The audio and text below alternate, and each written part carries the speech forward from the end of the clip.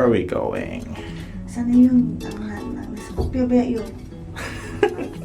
Have you ever wondered what it feels like living outside your country?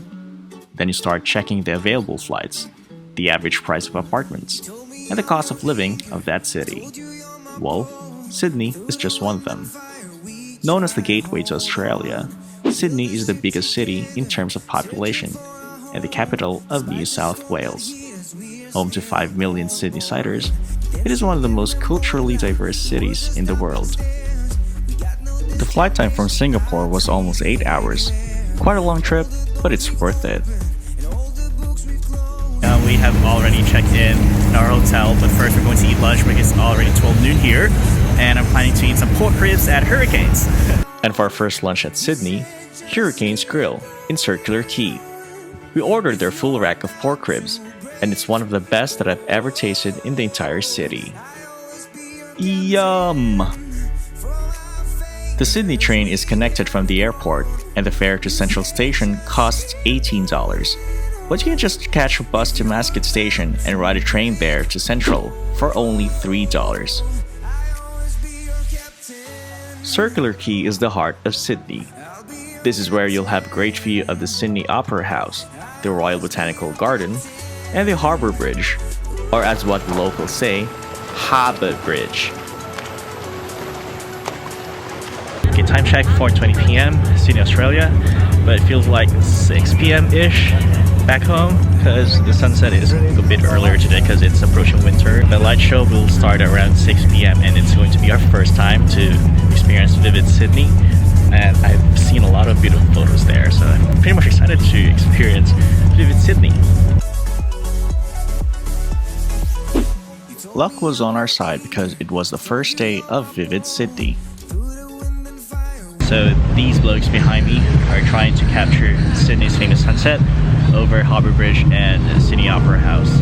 And this one is actually having a prenup shot, whatever, I don't care. Anyway, sunset in Sydney is really beautiful, and we're blessed to have a perfect weather for today. So yeah, golden hour, and it's still 4:35.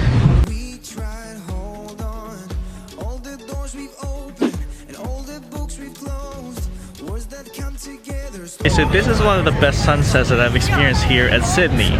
So breathtaking. Vivid Sydney is an annual festival of light, music, and ideas. It includes immersive light installations and projections, and performances by local and international musicians. The light show runs until June 15th. It highlights the Sydney Opera House, Harbour Bridge, and Sydney CBD as it transforms into an outdoor nighttime canvas of art.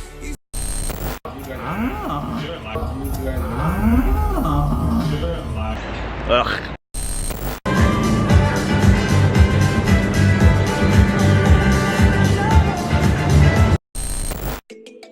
For first-time visitors, one shouldn't miss the key attractions around Sydney CBD, Hyde Park, St. Mary's Cathedral, and the New South Wales Art Gallery.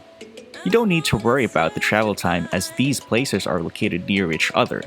When you get out of St. James Station, everything's accessible by foot.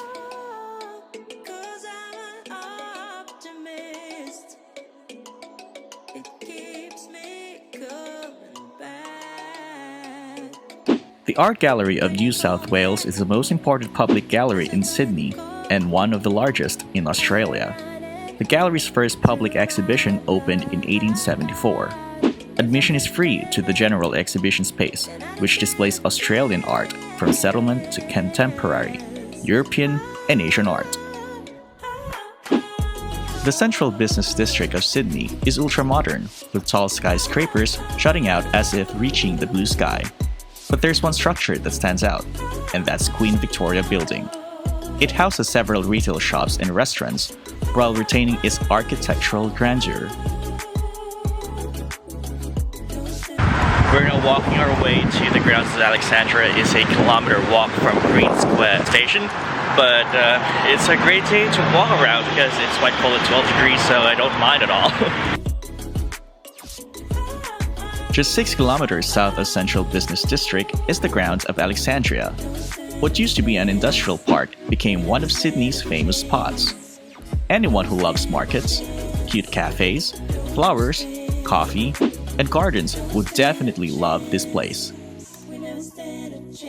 And as what the millennials would always say, the place is Instagrammable. So after eating our lunch at Queen Victoria Building, we're now here at Circular Quay waiting for a boat to Bondi Beach. Mine.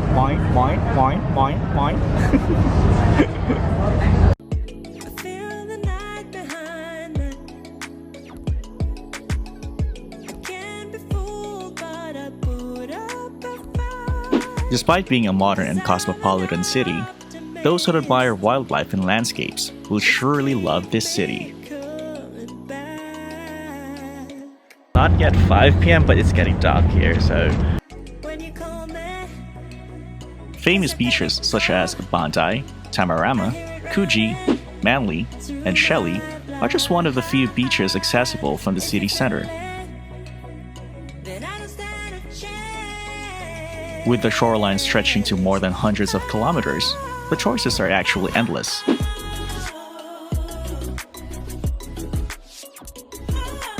Finally arrived here at Taronga Zoo.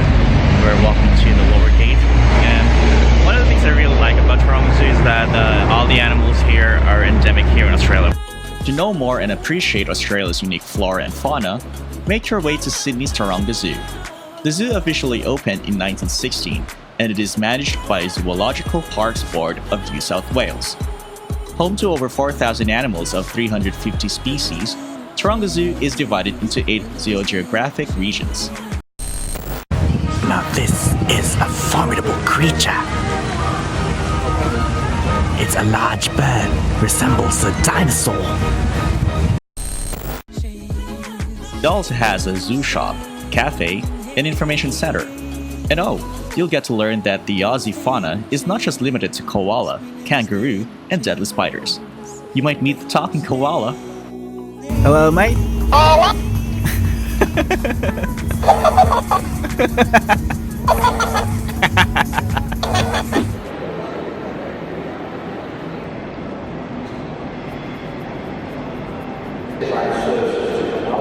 Hello, so we're here at Central Station waiting for a train to Katoomba, but the train will depart in the next 57 minutes, and I think it's an express train, so at Katoomba we're going to explore the Blue Mountains. To the west of Sydney is Blue Mountains National Park. It is a protected national park located in New South Wales. The towns of Leura and Katoomba enjoy a cooler climate, even on summer. This is where you'll find the famous Wentworth Falls, Katoomba Falls, and the Three Sisters of Echo Point. We book our tickets online, so it's hassle-free. It's costs 55 Australian dollars, and we're going to stay here for the whole day. The name Blue Mountains is derived from the blue tinge the range takes on when viewed from a distance. Volatile terpenoids emitted in large quantities by the abundant eucalyptus trees in the Blue Mountains may cause Rayleigh scattering effect, and thus the blue haze for which the mountains were named. Activities for the visitor include short walks to lookouts above cliffs and waterfalls, overnight and longer walks to more remote areas of the park. Walking around Echo Point, and it's snowing. Oh god, winter is finally here.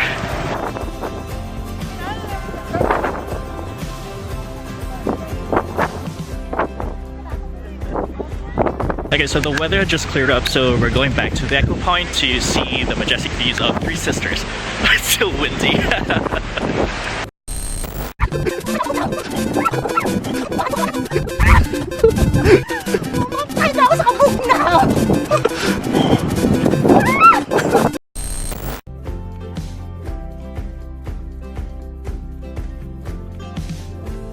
The national park is one of the 8 protected areas that, in 2000, was inscribed to form part of the UNESCO World Heritage.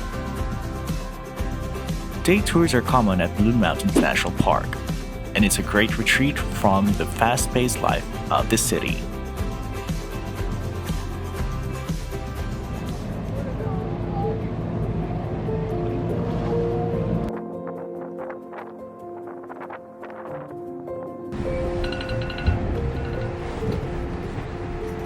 Most people always ask me why I keep on coming back to Sydney. Perhaps it's the cultural diversity, or the environment, or the views? Truth be told, I do not know. One thing certain for sure, every time I'm in Sydney, I feel at home, even if I only stay there for a week. A fleeting memory, they say. If only I had the chance to live outside my hometown, Sydney is definitely on top of my list. The only thing that's keeping me from doing it is that it's far away from everything. Other than that, it's a very beautiful city.